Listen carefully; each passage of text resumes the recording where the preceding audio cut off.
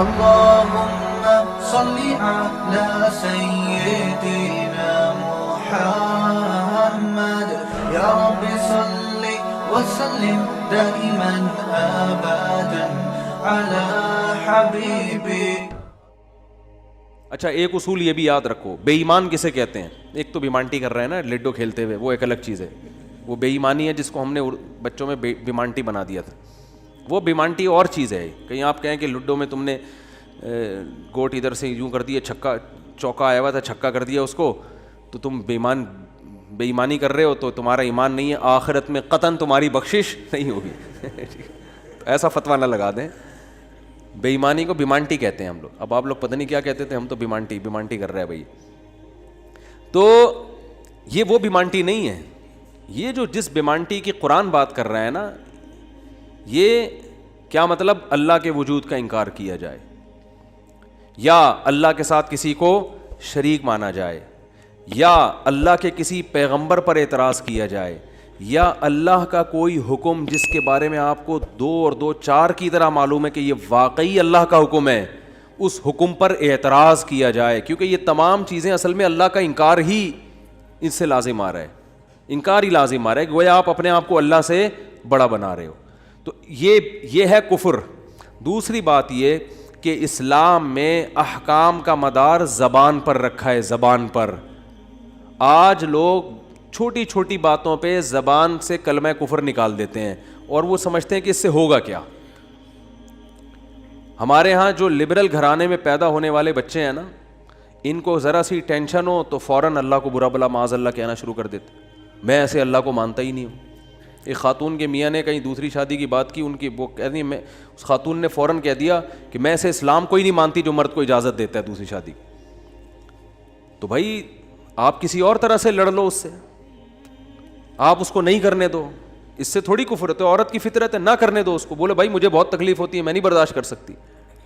وہ فرض تھوڑی ہے کرنا, اجازت دی ہے نا. اسلام نے گن پوائنٹ پہ تھوڑی کہا کہ لازمی کرو. وہ تو میں گن پوائنٹ لے کے بیٹھا ہوں, بندوقیں یہاں پہ ٹھا کرو, ٹھیک ہے نا, وہ تو میرا ہیڈیک ہے نا, وہ اسلام کا تھوڑی ہے.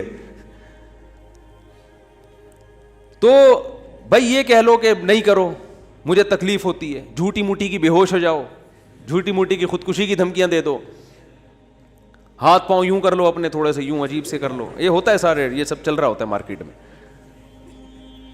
کچھ بھی کر لو, اس سے آپ کافر نہیں ہوگی, کیونکہ عورت کو سوگن کی تکلیف ہونا نیچرل ہے. وہ نہیں چاہتی میرا میاں کسی اور کا ہو جائے. پھر اس میں خطرات بھی ہوتے ہیں, پتہ نہیں برابری کرے گا نہیں کرے گا, تو یہ رائٹ ہے. عورت, صحابیات کو بھی تکلیف ہوتی تھی. حضرت ابراہیم علیہ السلام نے جب دوسری شادی کی ہے تو آپ کی زوجہ کو, پہلی زوجہ کتنی نیک تھی, مگر ان کو بھی تکلیف ہوئی تھی.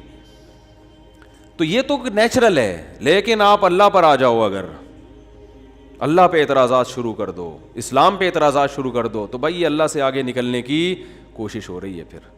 پھر یہ کیا ہو رہا ہے, پھر اللہ نہیں بخش. دوسری تیسری شادی تو بہت دوسرا مسئلہ ہے. اللہ کہے گا تم نے مجھ پہ کیسے انگلی اٹھا دی ہے, مجھے کیسے غلط کہہ دیا. اور یہ آج کل بہت ہو رہا ہے, بات بات پہ کفر زبان سے نکال دیتے ہیں, غموں میں حوصلے چھوڑ دیتے ہیں. لوگ آ کے ملتے ہیں, یہ میرے ساتھ ٹینشن, یہ میرے ساتھ مسئلہ, یہ میرے ساتھ مسئلہ, پتہ نہیں اللہ کہاں ہے. ایک آدمی کے بچے کا انتقال ہوا, کہہ رہے یار اللہ کو میرا ہی بچہ مارنا تھا. بھائی تم کس کے مقابلے میں آ کے کھڑے ہو رہے ہو؟ خدا سے مقابلہ کر رہے ہو تم. تو یاد رکھو اللہ کی جو صفت ہے نا وہ ہے کبریائی, استغنا. اس سے لڑ کے, اسے برا بلا کہہ کے, اس کے خزانوں سے ایک تنکا بھی نہیں لیا جا سکتا. وہ آپ کے ان جذبات سے متاثر نہیں ہوتا. اگر آپ یہ سمجھو گے کہ میں یوں کروں گا, دیکھو باپ کے سامنے تڑیاں بعض دفعہ چل جاتی ہیں.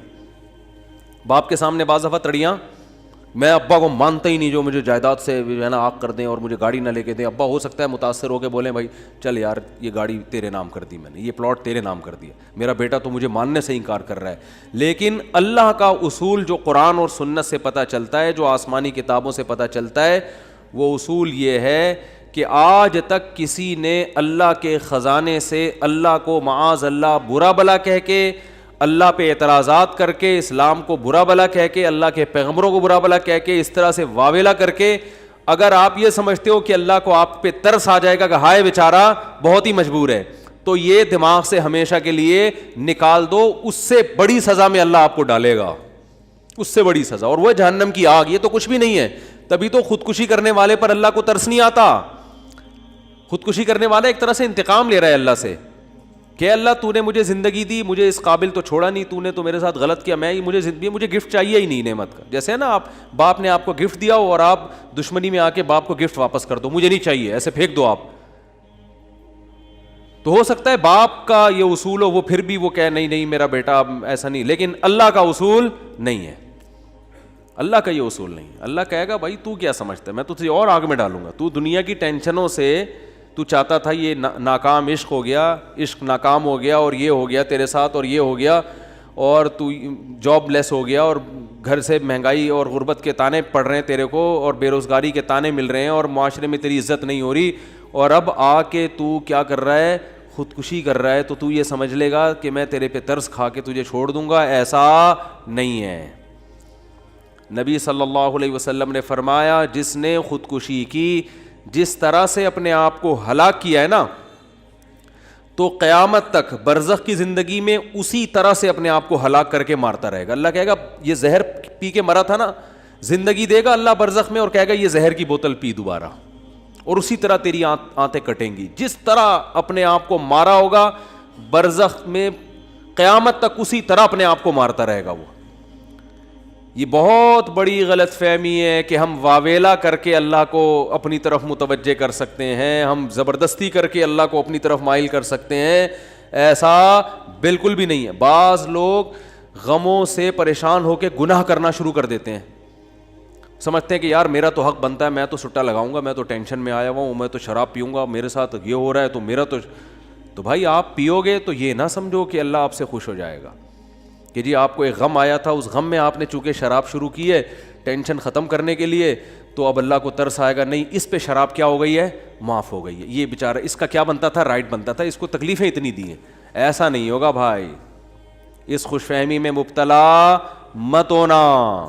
یہ اصول ہے، اللہ کا قانون ہے، یہ قرآن سے پتہ چلتا ہے، حدیث سے پتہ چلتا ہے. اللہ کو جھکنے والا بندہ پسند ہے. جو اللہ بنانا چاہتے ہیں نا اپنی مخلوق کو، وہ کیا بنانا چاہتے ہیں، میں تمہارے ساتھ اچھا سلوک کروں برا سلوک کروں، تم بندے ہو، بندے بن کے رہو، ٹھیک ہے نا، کیا رہو، تم نے بس دعا ہی مانگنی ہے، اللہ یہ سب میرے ساتھ جو ہو رہا ہے یہ ٹھیک کر دے. میں ٹھیک کروں نہ کروں، تم نے ساری عمر کیا کرنا ہے، بس یہی مانگنا ہے کہ اللہ ٹھیک کر دے، اللہ محتاج ہیں، اللہ یہ بھی ٹھیک ہو جائے، اللہ یہ بھی ٹھیک ہو جائے، اللہ بے روزگار ہوں روزگار دلا دے، میری مرضی روزگار دوں یا نہیں دوں، نہیں بھی دوں تم نے یہی کہنا ہے اللہ دلا دے. ساری زندگی اسی دعا میں گزارنی ہے تم نے، چاہے میں تمہاری دعا قبول کروں چاہے تمہاری دعا قبول نہ کروں، کیونکہ تم بندے ہو، میں خدا ہوں. خدا تم تھوڑی ہو، تمہاری تھوڑی چلے گی زمین پہ. بہت سے لوگ یہ فالٹ ہے، دعائیں نہیں قبول ہو رہی، تبھی تو وظیفوں کی طرف جاتے ہیں. اولاد نہیں ہو رہی، کوئی وظیفہ بتا دے، او بھائی دعا مانگ لے اولاد، کہہ رہا دعا تو مانگ کے دیکھ لیا ہے، وہ تو ہو ہی نہیں رہی. تو کوئی ٹیکنیکل طریقہ ہو اولاد کا، سے کیسے ہو جائے گی بھائی، ٹیکنیکل طریقے تو نہیں ہے. یونس علیہ السلام جب مچھلی کے پیٹ میں تھے، کتنا بڑا غم لگا نا آپ کو. یونس علیہ السلام مچھلی کے پیٹ میں، تو اللہ سے آپ نے دعا مانگی، وظیفہ نہیں پڑھا ہے.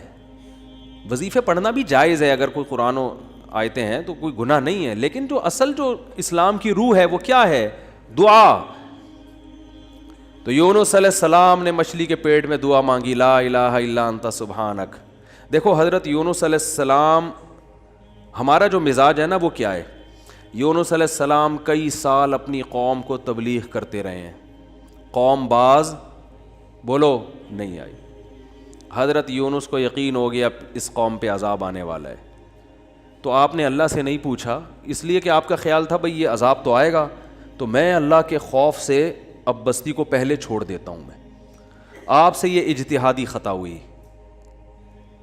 یہ اجتہادی خطا ہوئی کہ بھئی اللہ کی پرمیشن کے بغیر آپ نے قوم کو کیوں چھوڑا. حالانکہ اس اجتہادی غلطی کے پیچھے جو اس کی بیس تھی وہ بیس بہت اچھی تھی، وہ اللہ کا خوف اور اللہ کی خشیت. اللہ کے عذاب سے بھاگنا یہ تو حکم ہے نا، فنٹر بننے کی تھوڑی اجازت ہے کہ جہاں عذاب آ رہا ہے تو کھڑے رہو وہاں دیکھو، ایسا تھوڑی ہے. قوم لوط پر جب عذاب آیا تو جو اہل ایمان تھے ان کو حکم تھا پیچھے مڑ کے بھی نہیں دیکھنا ہے، اس عذاب کو دیکھنے کی بھی اجازت نہیں, ڈرو اس سے, بھاگو. جب قوم عاد قوم سمود کی بستیوں سے نبی گزرتے تھے تو چہرے پہ کپڑا ڈال کے جلدی اپنی رفتار بڑھاتے تھے, بھئی یہ اس عذاب کو اپنی آنکھوں سے بھی نہ دیکھو, خوف پیدا ہوتا ہے اس سے. تو اتنا زیادہ آپ صلی اللہ علیہ وسلم خوف زدہ ہوتے تھے.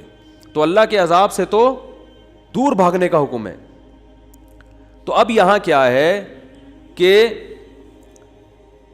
کیا بات چل رہی تھی یار, حضرت یونس علیہ الصلوۃ والسلام اللہ کے عذاب کے ڈر سے اپنی قوم کو چھوڑ کر نکل گئے. یہ بیس بالکل ٹھیک ہے بھائی, جب اللہ کا وعدہ بھی یہی ہے کہ جو قوم ایمان نہیں لے کر آئے گی تو میں اس کو تباہ کر دوں گا. تو حضرت یونس علیہ السلام کو خیال ہوا کہ بھائی یہاں سے نکل جاؤ. جب بیٹھے ہیں کشتی میں, کشتی ڈوبنے لگی تو ملا نے کہا بھائی وزن کشتی میں زیادہ ہے, ایک آدمی کو نیچے اترنا پڑے گا ورنہ سب ڈوب جائیں گے. کون اترے گا بھائی؟ قرآن اندازی ہونی چاہیے. قرآن اندازی میں نام کس کا آیا؟ یونس علیہ السلام. تو بتاؤ ہم ہوتے, ہم کہتے ساری زندگی تبلیغ کرتا رہا, اب جب عذاب آنے والا ہے تو اللہ کے خوف سے ہی نکلا میں, اس کا صلہ یہ مل رہا ہے کہ ڈوبنے والا کون ہے؟ بولو, میں ہی ہوں.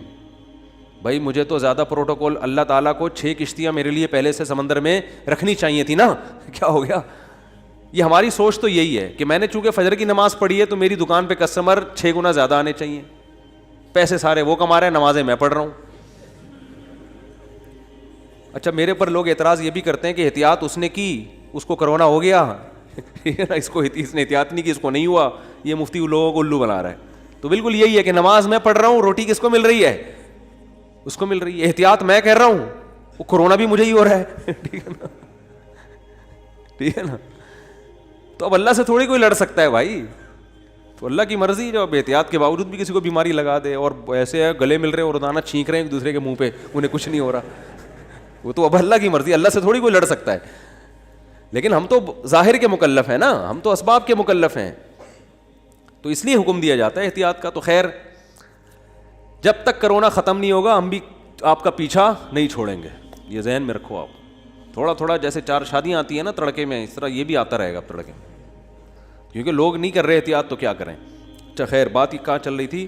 تو یونس علیہ السلام کی جگہ ہم ہوتے تو بھائی ہماری حالت کیا ہوتی ہے. اللہ جیسے تبلیغ میں ہم میں سے کوئی گیا ہوا ہوتا 4 مہینے کے لیے, 4 مہینے کے لیے تبلیغ میں نکلے ہوتے, اللہ کے راستے میں واپس آ رہے ہوتے تو پتہ چلا کچھ یعنی کنوینس ہی نہیں مل رہی, پولیس والے پکڑ کے لے گئے, کسی کیس میں بند کر دیا, تو کیا وسوسے آتے ہیں دماغ میں. جیسے حج کرنے گئے نا, ایک آدمی حج کرنے گیا, لٹ گیا وہاں پہ نا جیب کتروں نے, تو وہ کہہ رہے اللہ میں نے تو سنا تھا حاجی تیرے مہمان ہوتے ہیں, تو ہم نے تو دنیا میں کسی کو نہیں دیکھا کسی نے اپنے مہمان کس کی یہ انسلٹ کی ہو.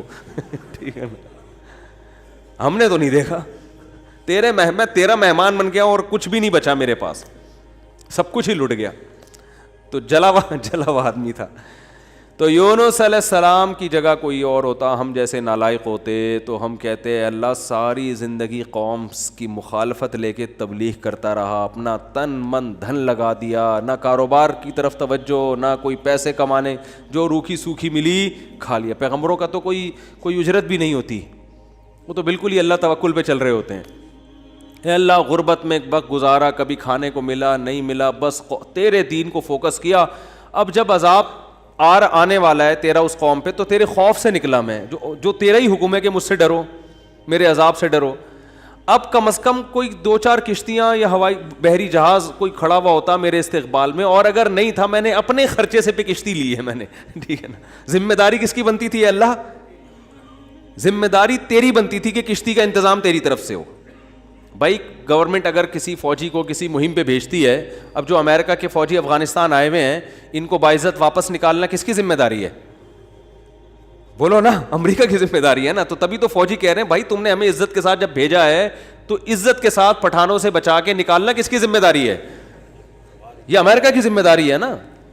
تبھی امریکہ قطر میں کوشش میں لگا ہوا ہے کہ بھائی یہ کسی طرح اپنی عزت بچا کے واپس آ جائیں گے.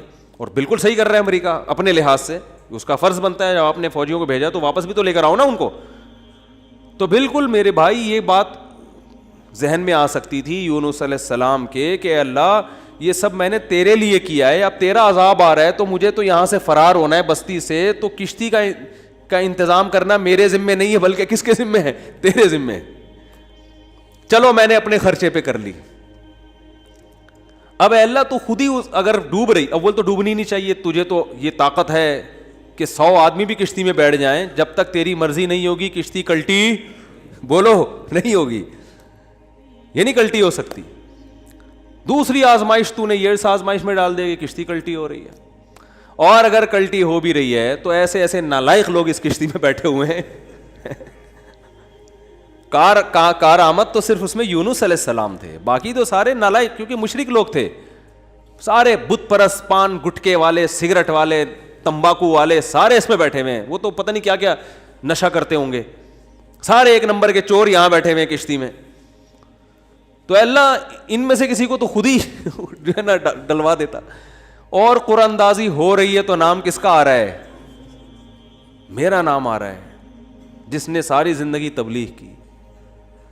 تو اور پھر کمال یہ کہ بڑی آزمائش کیا کہ چلو کشتی میں اگر چھلانگ لگا کے نیچے گرنا ہی تھا, ان لوگوں نے ڈال دیا, بھائی آپ کا نام آیا, آپ کو اترنا پڑے گا. تو تیرنے کا آپشن ہوتا ہے, کہیں تیرتے رہیں گے, کوئی ٹیلا آ گیا وہاں بیٹھ گئے, یا کسی نے دیکھ لیا کوئی رسی پھینک دی, جیسے یا کہیں کنارے پہ اتر گئے, جیسے ہی چھلانگ لگائی ہے ایک اور بڑی آفت, سمندر کی مچھلی نے آپ کو نگل لیا.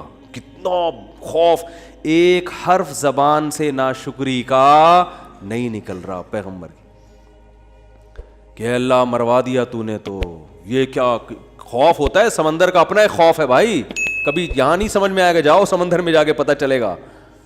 اور قرآن سے پتہ چلتا ہے رات کا وقت تھا, اندھیرا تھا, اندھیرے میں بہت, کیونکہ فنادا فی الظلمات, فی الظلمہ نہیں ہے کہ اندھیرے میں پکارا, اندھیروں میں پکارا. پتہ چلا کہ بہت سارے اندھیرے تھے, یعنی ایک مچھلی کے پیٹ کا اندھیرا, ایک سمندر کی تہ کا اندھیرا, اور ایک رات کا اندھیرا.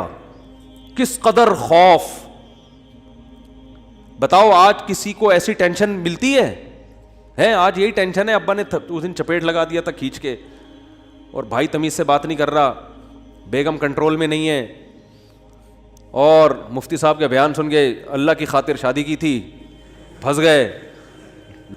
ایک آدمی میرے پاس آیا, کہنے لگا مفتی صاحب میری بیوی کی نہ شکل اچھی ہے اور نہ بات کرنے کا انداز اچھا ہے. تو مجھے خود بتا رہا تھا, کہہ رہا اتنی بد اخلاق ہے. میں اس سے کہتا ہوں اگر تیری شکل بھی اچھی ہوتی نا, میں تیری بد اخلاقی برداشت کر لیتا. چلو یار, پتہ نہیں جھوٹ بول رہا تھا سچ بول رہا تھا, اللہ ہی جانے. اب یہ کوئی ٹینشن ہے بتاؤ؟ اصل ٹینشن تو وہ ہے نا.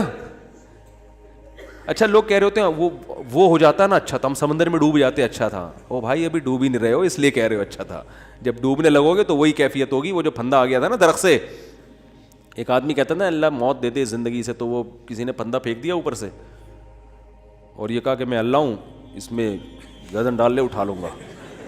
تو وہ کہتا ہے یہاں تو کوئی مذاق بھی نہیں کر سکتا ہے اللہ. تو وہ جب آتی ہے نا اپنے اوپر تو پھر یہ کنڈیشن ہوتی ہے. تو یونس علیہ السلام پر جو آزمائشیں آئیں, کتنی بڑی بڑی آزمائشیں, مچھلی کا پیٹ اور نگل گئی مچھلی.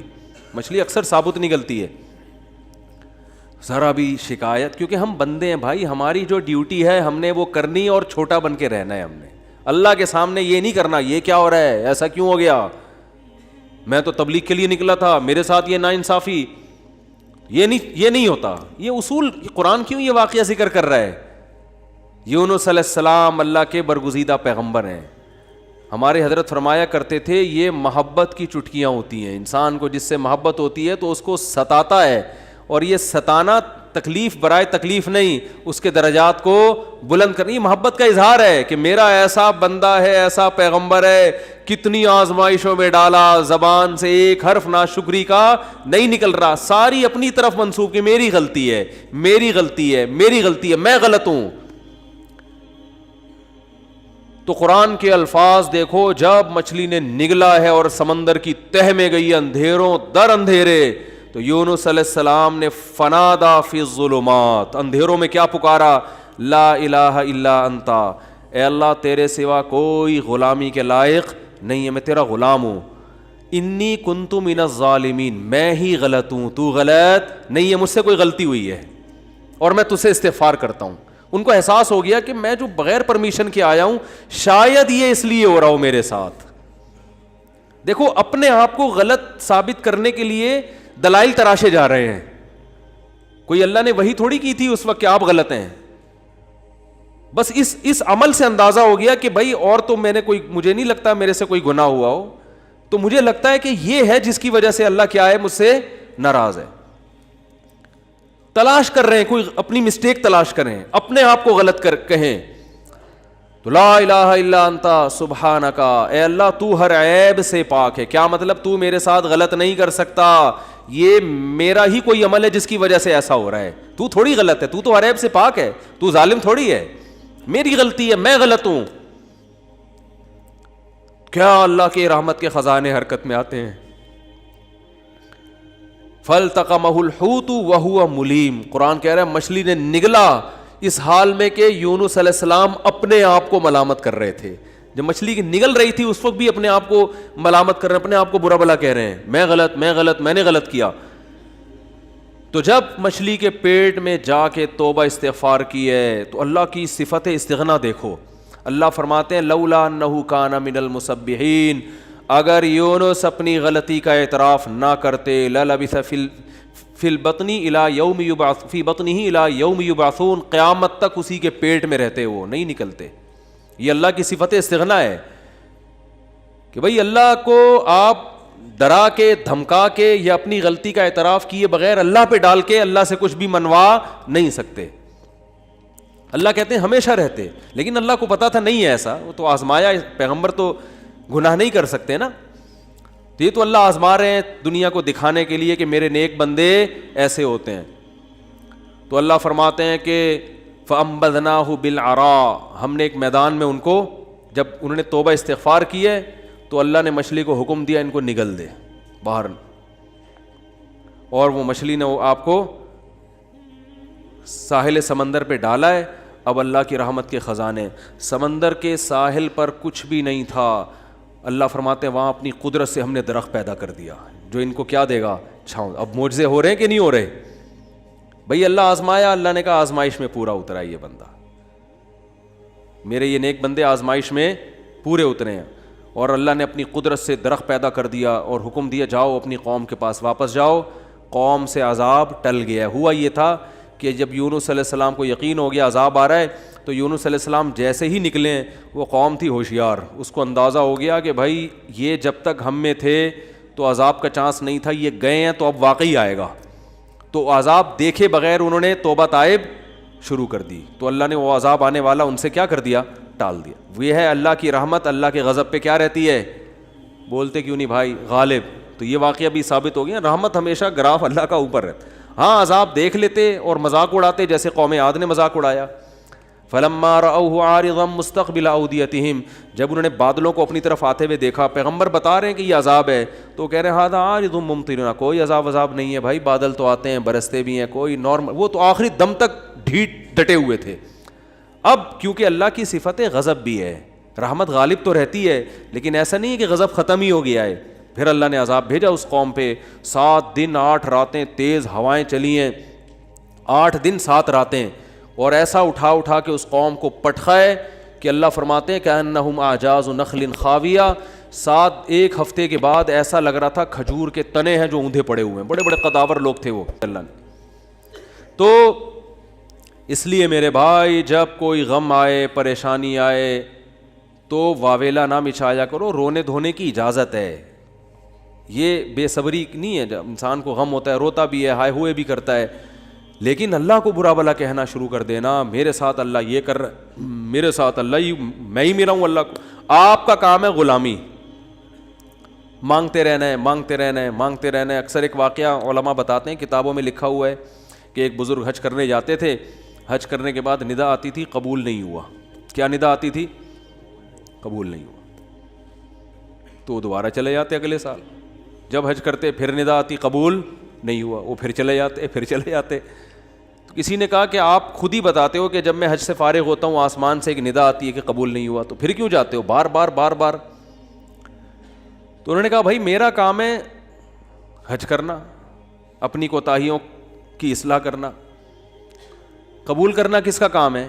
اللہ کا. اب اللہ سے تو لڑ تھوڑی سکتا ہوں, اور یہ بھی نہیں ہے کہ اب فنٹر نہیں بنو کہ اب تو ہم نہیں جائے گا بھائی, اب تھوڑی 2 دفعہ چلے گا 3 دفعہ چلے گا, ہر دفعہ یہ آواز آ رہی ہے اب تھوڑی ہمارے پاس اور بھی دنیا میں غم ہے بھائی, یہ حج ہی کرتے رہیں گے کیا؟ یہ ہوتا اصل میں لوگوں کا یہ رویہ ہو گیا ہے. دعا میں بہت ہو رہا ہے یہ, یار ہم نے دعا مفتی صاحب 6 دفعہ دعا مانگ لی پھر بھی فائدہ نہیں ہو رہا. اب یہی تھوڑی کہ دعا مانگتے بول نہیں رہے ہوتے, مفتی صاحب سے ڈر رہے ہوتے ہیں تو بھائی اتنا اللہ سے ڈر لو. وہ بعض تو بول بھی دیتے ہیں.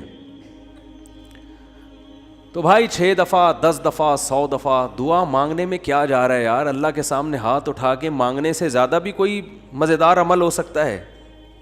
نہیں قبول ہو رہی, اہل اللہ کہتے ہیں نہیں قبول ہو رہی نا, اس میں مانگنے میں اور زیادہ مزہ ہے, ٹھیک ہے نا, اس میں مانگنے میں یہ اللہ ایمان کا امتحان لے رہا ہے. تو ہم غیب پر ایمان کے دعوے دار ہیں, اللہ تو نہ قبول کر, ہم تو مانگتے رہیں گے, ہمیں مزہ اسی میں آتا ہے. حضرت عمر رضی اللہ تعالی عنہ کا قول ہے کہ مجھے اس سے غرض نہیں ہے کہ میری دعا قبول ہو رہی ہے کہ نہیں ہو رہی, یہ تو میرا کام ہی نہیں ہے کہ یہ اللہ کی ذمہ داری ہے, یہ ہماری ٹینشن, یہ تو میں حضرت عمر کے الفاظ اپنی زبان میں بتا رہا ہوں, یہ ہماری ٹینشن ہے ہی نہیں, یہ تو اللہ کا کام ہے نا, قبول کرنا تو اس کا کام ہے. فرمایا مجھے اس کی فکر ہوتی ہے کہ دعا مانگنے کی توفیق مل رہی ہے کہ نہیں مل رہی. ایسا نہ ہو مایوسی اتنی پیدا ہو جائے کہ دعا مانگنے ہی کی توفیق چھن جائے. یہ ڈینجرس ہے, یہ خطرناک ہے کہ اللہ نے آپ کو اپنے در سے محروم کر دیا, ہاتھ اٹھانے کی توفیق سلب کر لی. اور آج لوگوں میں یہ نظر آتا ہے دعا مانگنے کی توفیق نہیں مل رہی کیونکہ ان کی پوری نظر اسباب پہ ہوتی ہے, اللہ پہ نظر ختم. یہ بہت خطرناک ہے.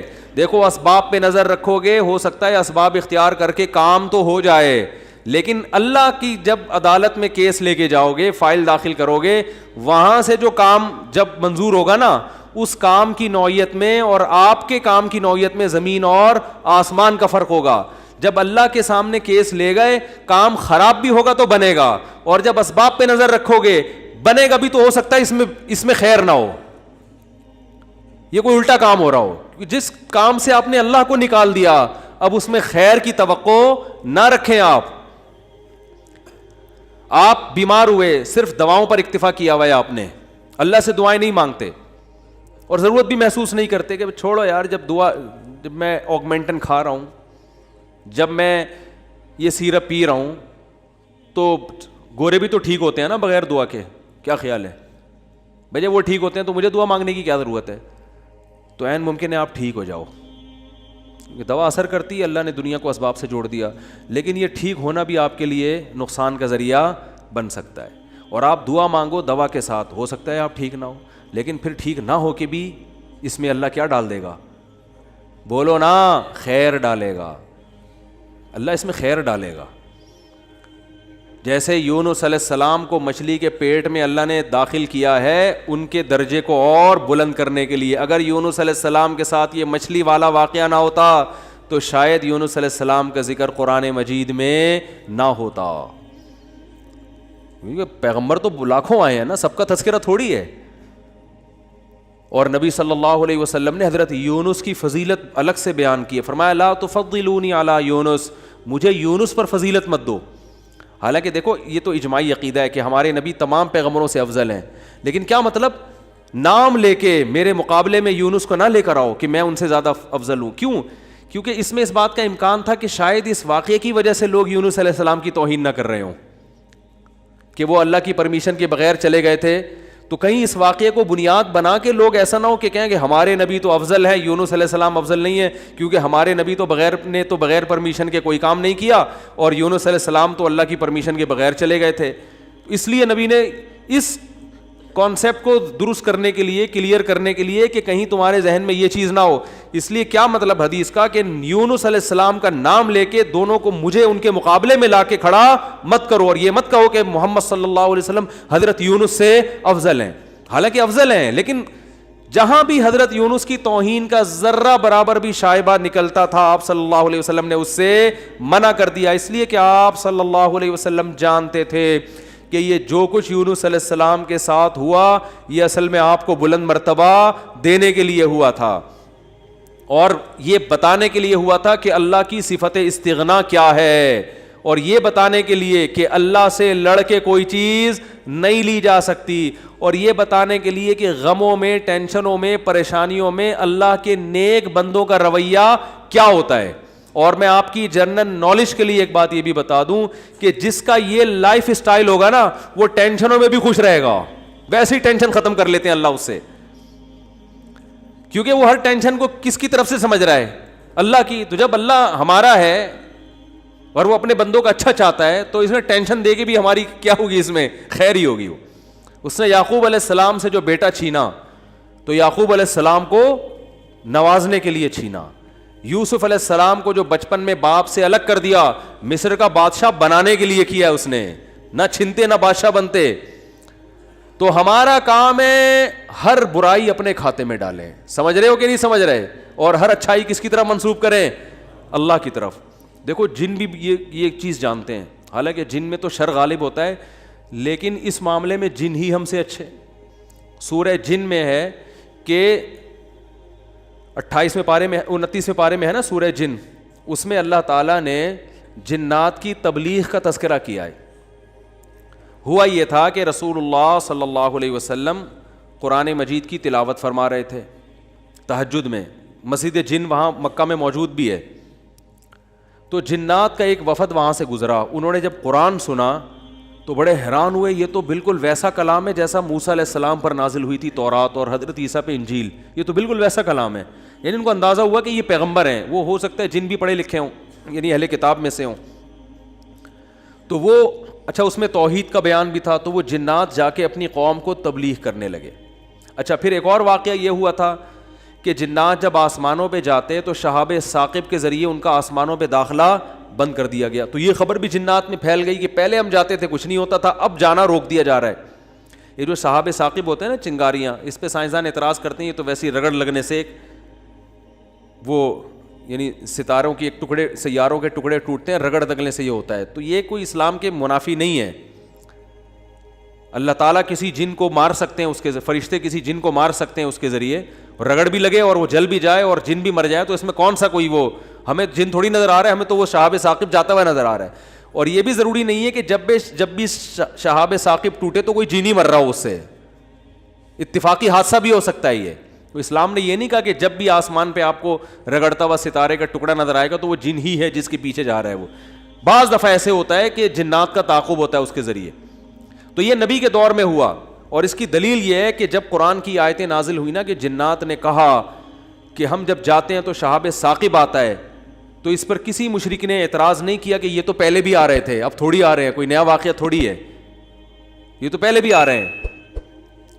تو جنات نے یہ کہا کہ ہم نے دیکھا ہے کہ ہمارا اوپر داخلہ بھی کیا ہو گیا، منع ہو گیا، تو دنیا میں کوئی بڑا واقعہ ہوا، تو وہ واقعہ انہوں نے دیکھا کہ بھائی یہ قرآن نازل ہو رہا ہے اور یہ کوئی دنیا میں نیا مذہب آیا ہے اور یہ پیغمبر ہیں، تو انہوں نے جا کے اپنی قوم کو تبلیغ کی، جس کا سورہ جن میں تذکرہ ہے۔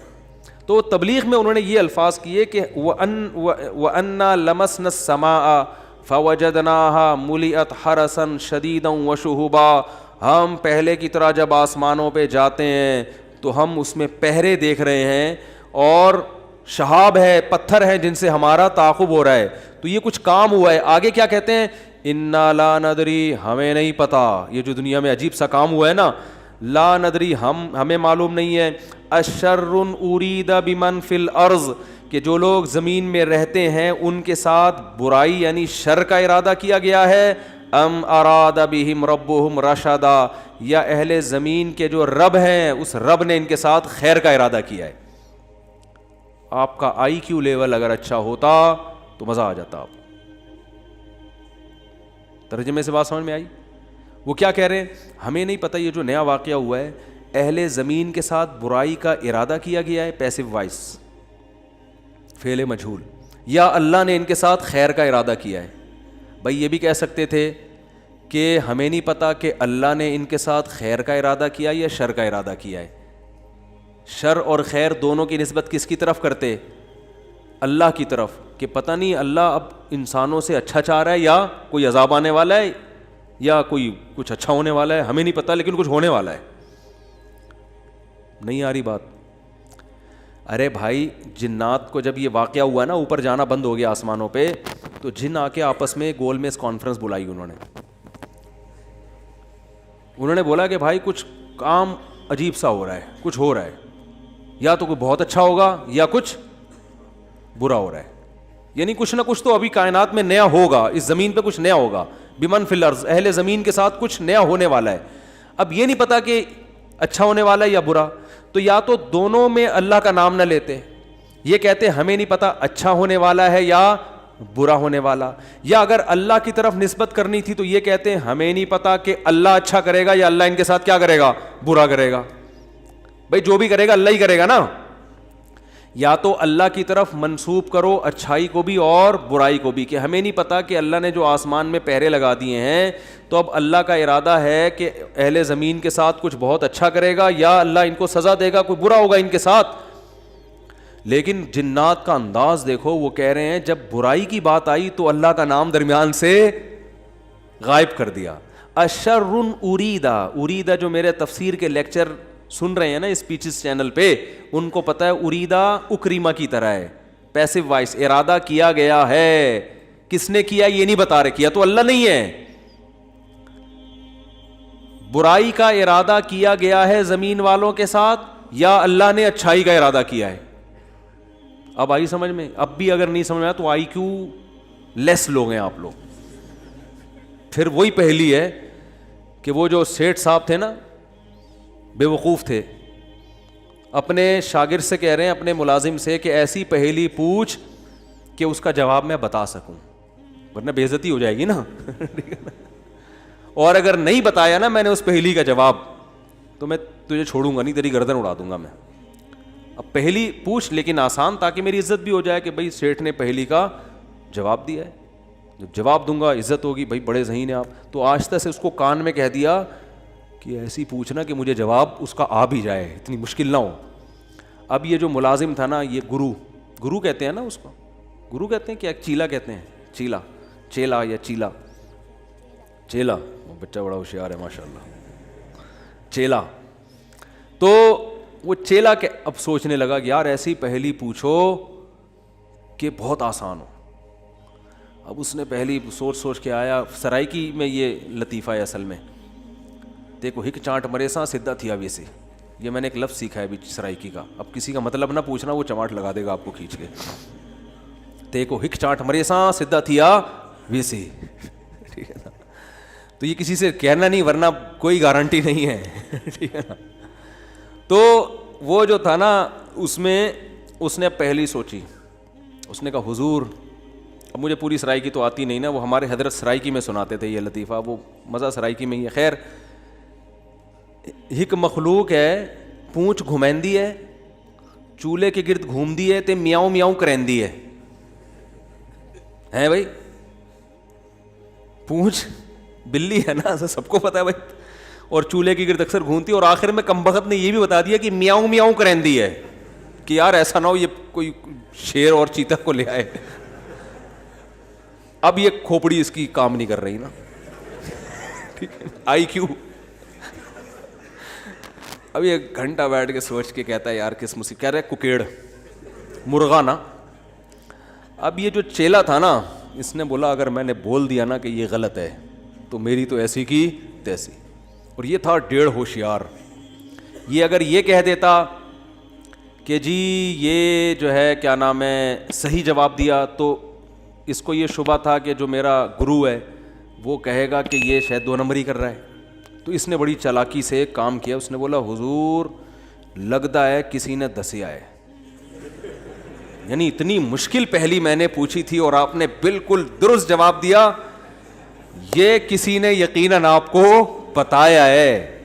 تو جواب کہتے ہیں نہیں, عقل جی دوڑ ہے, عقل کی دوڑ ہے بھائی, ادھر کیا ہے یہ عقل جی دوڑ ہے. ہمارے ادھر ایسی پڑھتے تھے, عقل جی دوڑ ہے, عقل کی دوڑ ہے بھائی یہ.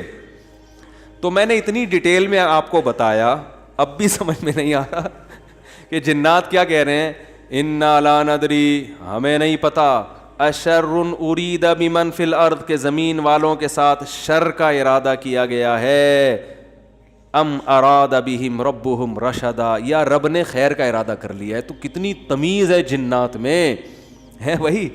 حالانکہ شر کا ارادہ بھی اگر کیا ہے تو اللہ نے کیا ہے, خیر کا ارادہ بھی کیا ہے تو کس نے, لیکن قرآن جنات کے ان الفاظ کو نقل کر کے, قرآن نا سمندر ہے, بہت سارے مضامین قرآن میں ہوتے ہیں, ایک ایک آیت میں بہت ساری چیزیں نکل رہی ہوتی ہیں. تو یہاں یہ جہاں یہ بات ثابت ہو رہی ہے, تبھی تو فقہا نے بیان کیا نا کہ قرآن اور حدیث سے استدلال 4 طریقوں سے ہوتا ہے, عبارت النص, اشارت النص, اقتضاء النص اور دلالت النص. 4 طریقے ہیں جہاں سے فقہا قرآن و سنت سے مسائل نکالتے ہیں, جو اصول فقہ میں پڑھائے جاتے ہیں. جو آج کل جو نئے محقق آ رہے ہیں نا مارکیٹ میں, انہوں نے ان میں سے کوئی اصول بھی نہیں پڑھا ہوتا. تو اس سے یہ بھی پتہ چل رہا ہے قرآن تمیز بھی سکھا رہا ہے ہمیں کہ جنات سے تمیز سیکھ لو, ہمیشہ شر کی نسبت اپنی طرف کرو. صحیح ہے نا, میری وجہ سے ایسا ہوا, یہ ساری خرابی کس کی وجہ سے ہوئی ہے, میری وجہ سے ہوئی ہے. بھائی میری کوئی کوتاہی ہے جس کی وجہ سے شکست ہوئی ہے. جیسے غزوہ احد میں شکست ہوئی تو صحابہ نے تو اپنے آپ کو جھونک دیا تھا, شکست ہو گئی تو قرآن نے کیا کہا, تمہاری وجہ سے ہوئی ہے. ٹھیک ہے نا, تم نے پیغمبر کی اس معاملے میں اطاعت نہیں کی. صحابہ نے یہ نہیں کہا واہ ہم مدینہ چھوڑ کر آ گئے پیغمبر کے لیے, ہے بھائی اتنے ساری ہم نے قربانیاں دے دیں اور اسباب کی دنیا میں کامیابی کی امید نہیں تھی, پھر بھی ہم نے اپنے آپ کو میدان جنگ میں لے جا کے جھونک دیا. اب ایک گھاٹی پہ اگر 50 آدمیوں کے میں سے چند لوگوں نے اگر امیر کی اطاعت نہیں کی تو اس کی ہم سب کو اتنی بڑی سزا مل رہی ہے. دوسرے کوتاہی تو انہوں نے کی ہے اور قرآن کہہ رہے کہ تم نے کی ہے, سب کی طرف نسبت کیوں کی جا رہی ہے؟ صحابہ نے ایسا کوئی لفظ زبان سے نہیں نکالا, کچھ بھی نہیں نکالا صحابہ نے.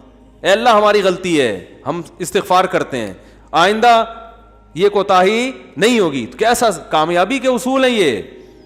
تو بھائی دیکھو دنیا میں آپ کو اللہ کی مان کے چلنا ہے, آخرت میں پھر اللہ آپ کی مان کے چلے گا. سمجھ رہے ہو نا, پھر آخرت میں اللہ کہے گا کہ وَلَكُمْ فِيهَا مَا تَشْتَهِي أَنفُسُكُمْ, تمہیں زبان سے نہیں بولنا پڑے گا, جو دل میں تمہارے خیال آئے گا نا, خواہش پیدا ہوگی, اس دل کی خواہشات کو اللہ وہاں پورا کرے گا. دنیا آزمائش کی جگہ ہے, پیڑے کھانے کی جگہ نہیں ہے, یہاں آزمائشیں ہیں. اور اگر کوئی آزمائش نہیں ہے تو یہ خود ایک آزمائش ہے. آپ کہہ سکتے ہیں فلاں تو بڑی ہنسی خوشی زندگی گزار رہا ہے, وہ تو کوئی آزمائش ہی نہیں ہے. او بھائی یہ ہنسی خوشی زندگی خود ایک آزمائش ہے کہ یہ اللہ کا شکر ادا کر رہا ہے کہ نہیں کر رہا. اسے نہ کوئی بیماری ہے, اس کا گھر بھی ہے, اس کے بیوی بچے بھی ہیں, اس کو سکون بھی ہے, گھر میں آتا ہے بیگم تمیز سے بات کرتی ہے, اور جناب گھر سے باہر نکلتا ہے تو بیگم پوچھتی نہیں ہے واپسی پہ کہ انڈے کیوں نہیں لے کر آئے, کوئی کسی قسم کی ٹینشن نہیں ہے. یہی ہو رہا ہے نا آج کل. اور جناب ابا بھی ٹھیک ہیں, اماں بھی ٹھیک ہیں, ملک کی حالات بھی ٹھیک ہیں, بے روزگاری بھی نہیں ہے, بلب کے والدین کو گالیاں دینے کی بھی ضرورت نہیں ہے, لائٹ بھی نہیں جا رہی ہے, پنکھا بھی چل رہا ہے, بٹن دباؤ پنکھا چلتا ہے. جیسے آسٹریلیا میں تو یہی ہوتا ہے, بٹن دباتے تھے پنکھا چل جاتا تھا وہاں پہ. میں حیران ہوتا تھا یار, ہم تو دیکھتے ہیں ٹرائی کر کے چلا کہ نہیں چلا. ایسا ہی ہوتا ہے نا, چل گیا اے اللہ تیرا شکر ہے, نہیں چلا کوئی بات نہیں, لائٹ آنے والی ہے تھوڑی دیر میں آ جائے گی. جنریٹر چلاؤ, کھینچو پھر اس کو جا کے, کتنے تو چپک کے مر گئے جنریٹر سے بیچارے اس چکر میں. تو کوئی ٹینشن اگر نہیں ہے تو بھی بڑی ٹینشن ہے بھائی.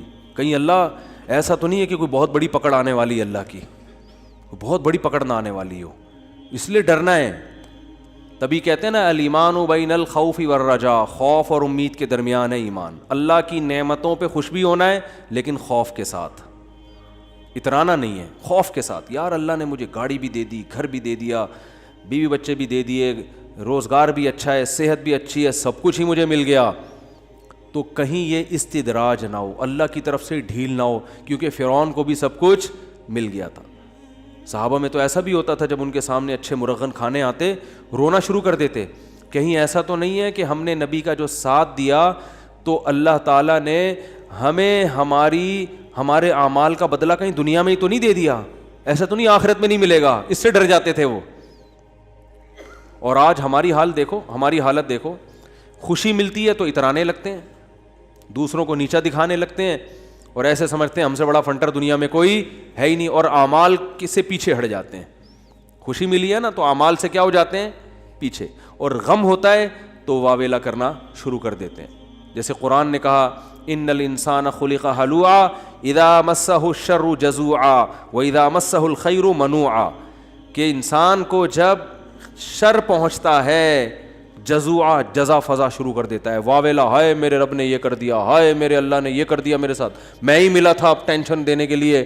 اور جب خوشیاں ملتی ہیں منوعا, اللہ فرماتے ہیں کنجوس بن جاتا ہے, میرا مال میں خرچ نہیں کروں گا, میں غریبوں کا خیال نہیں کروں گا, میرا پیسہ ہے, میری محنت ہے. تو کہیں الا المصلین فرمایا کچھ لوگ ہیں جو معتدل ہوتے ہیں کہ جب غم پہنچتا ہے تو صبر کرتے ہیں, خوشی پہنچتی ہے تو اللہ کی اطاعت میں اور زیادہ بڑھ جاتے ہیں. اور وہ کون لوگ ہیں؟ الا المصلین الذین هم علی صلاتهم دائمون, وہ نمازی جو اپنی نمازوں کی حفاظت کرتے ہیں. اور والذین هم من عذاب ربهم مشفقون, آخرت کا سوچ سوچ کے ڈرتے رہتے ہیں. لفروجہم حافظون, اپنی شرمگاہوں کی حفاظت کرتے ہیں. الا علی ازواجہم او ما ملکت ایمانہم, سوائے اپنی بیویوں کے کسی اور کے پاس نہیں جاتے. لاماناتہم وعہدہم راعون, اپنے ایگریمنٹ کے پابند ہوتے ہیں, کسی کو زبان دے کے پیچھے نہیں ہٹتے معاہدوں کے. تو اللہ نے جو خوف دن کے دل میں نا ان کی یہ صفات بیان کی ہیں, فرما یہ نارمل لوگ ہوتے ہیں. یہ کیا ہوتے ہیں؟ نارمل. آج کسی نے مفتی طارق مسعود صاحب کے بیانات سننے کے لیے youtube.com/مفتی طارق مسعود کو سبسکرائب کریں. اور اگر آپ لائیو ویڈیو کو کبھی بھی مس نہیں کرنا چاہتے ہیں تو سبسکرائب کرنے کے بعد بیل آئیکن پہ کلک کرنا مت بھولیں. جزاک اللہ.